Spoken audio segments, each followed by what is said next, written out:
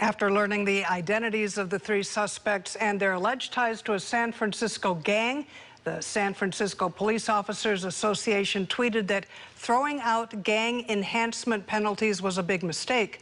The Public Defender's Office sees it differently. KRON 4's Hazik Medyoun has that story. Before I was the president of the union, I was actually a working cop in the Bayview district. So I was very familiar with one of the men, Mr. Hale. Herschel Hale is one of the three suspects with alleged ties to a San Francisco gang who has been charged for the murder of retired police officer Kevin Nishita.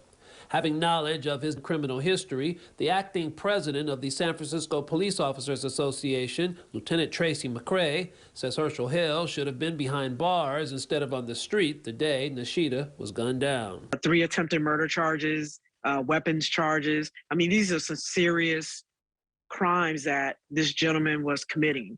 And knowing the track that he was on, it's unfortunate that he is now involved in something that ended in someone losing their life, because the writing was on the wall. You could see that. Back in 2021, California Governor Gavin Newsom approved several criminal reform bills restricting gang enhancements that added several years to the sentences of people convicted in gang-related crimes. Lieutenant McCray believes that was a costly mistake, with what she says are deadly results seen here on the streets in the Bay Area. A person died as a result of the system really failing potential victims in the future and not holding these young men accountable. Doug Welch at the San Francisco Public Defender's Office takes a different view of the state reforming gang enhancement penalties. First, there's no evidence that charging gang enhancements increases public safety. The police made that assertion. There's no evidence for it.